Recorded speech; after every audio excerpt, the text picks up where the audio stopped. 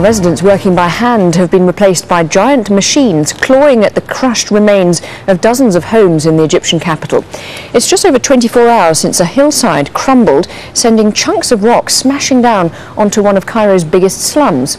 But any hope of finding survivors is fading fast. Some estimates put the number still missing in the hundreds. The authorities have started to evacuate the whole area, but residents are angry at the slow response to the tragedy. From Cairo, Shereen Tadros reports. They've lost their homes, some here have lost their loved ones, and they're angry. This is Menshiyat Nasser, one of the largest shanty towns in Cairo. When boulders from the surrounding mountain fell, dozens of these densely packed houses were flattened as people slept inside. We woke up after hearing a huge sound like a powerful thunderstorm. I only had time to grab my children and run away.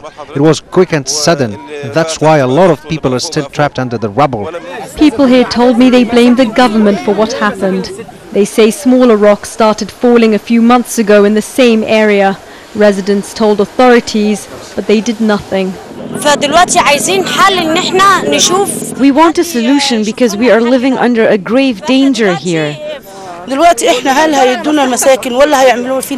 don't know what would happen to us. We don't know what the authorities are planning as compensation for the poor people. Maybe they'll wait until we all die. The rescue effort is still severely hampered by the narrow alleys that aren't allowing heavy lifting equipment through. It means more houses will have to be demolished to get to the areas affected. This is the precise area where the rock slide happened. Now, people are being evacuated right now from that area, but also from surrounding sites, because officials say that it's dangerous for them to stay in those areas where rocks can still slide down. But people don't trust the authorities will relocate them. They're used to broken promises, they say, and are afraid they'll be left homeless if they do as the government say and leave their houses for nearby makeshift shelters. For now, the priority is to reach those buried underneath the rubble. There's still hope that some may be alive if rescuers are fast enough. Then begins the task of finding homes, not just for the thousands directly affected, but the hundreds of thousands here still at risk. Shereen Tadros, AlJazeera, Menshiyat Nasser, Cairo.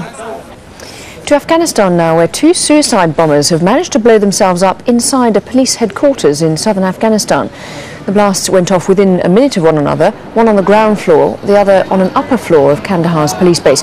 We can get the very latest now with our correspondent James Bays, who's in the Afghan capital. James, I understand you've got some more details of what happened.